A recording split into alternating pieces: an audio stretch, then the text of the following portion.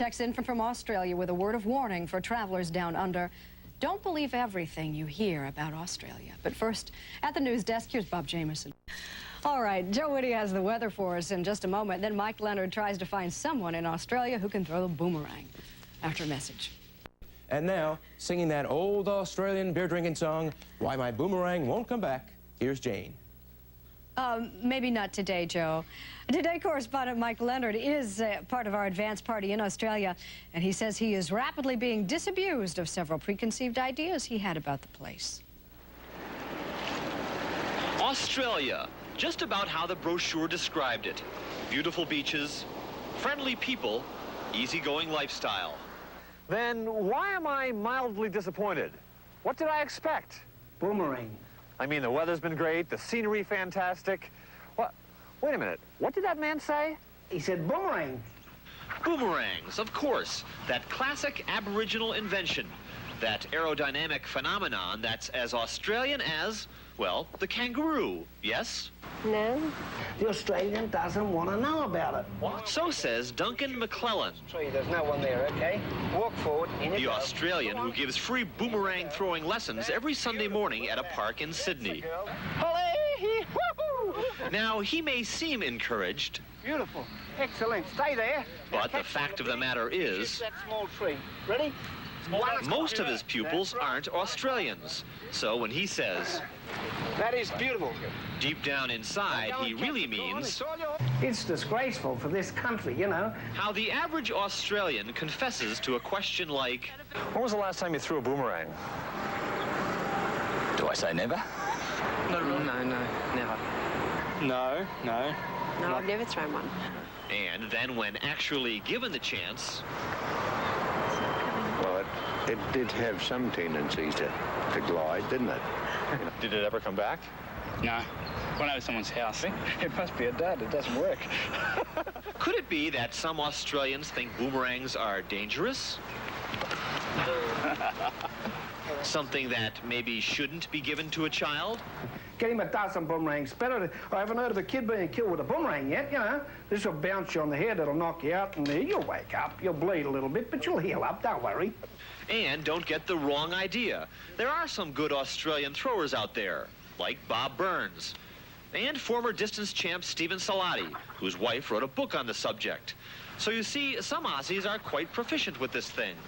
I was born in Yugoslavia. Well, you get the picture. The Australian skies aren't exactly filled with boomerangs. It's one of those misconceptions that, according to Rob Croll of Melbourne, never really does go away. You know, every second person in Australia would have a pocket full of boomerangs, and kangaroos would be banding down the street, and every now and then they'd go, oh, we're hungry, you know, zap out a boomerang and catch themselves a kangaroo or something. Nope, that doesn't happen. That's the Rolls Royce of boomerangs, but for fun and pleasure. But then Duncan McClellan isn't exactly going hungry either. His boomerang shop moves a lot of merchandise. And this is where the story takes an unexpected turn. We probably sell more boomerangs to Americans than anyone else in the world. Ready? Get set. Launch. Ah, yes, the American boomerang movement and its scholarly leader, Ben Ruhe, or should I say, Ben Guru Roo. co-author of this book and organizer of many a boomerang outing. Here in Washington, D.C., the skies, in fact, are often filled with boomerangs, and with lofty spiritual statements like, What you throw out is what you get back. that's Barnaby Ruhe, Ben's cousin, putting an egg on an apple on a hat. And that's the American style of boomeranging.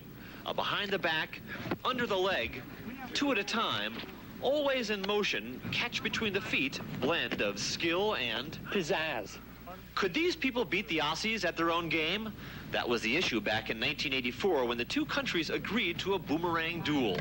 Oh, by the way, remember the guy with the apple and the egg? Australians beware, thought Duncan McClellan. So I said, you better watch your step. They said, oh, don't worry, we'll be right. Wait till they get here, you know. The Australian attitude is, she'll be right, mate, you know. Have another drink. Just don't worry about it. That's everything will be all right. Well, they should have worried. The Americans won. And the reaction down under? They were horrified. In fact, the Sydney Telegraph had an editorial titled Shame. The day of Australia's disgrace. should be expunged from our history. The Americans came out and took the Boomerang Championship from us.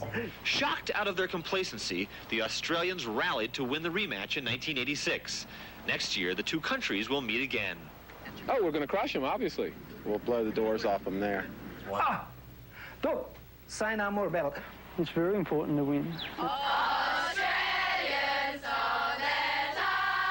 After all, we're talking national pride here. We're talking heritage and tradition. We're talking... My boomerang won't come back.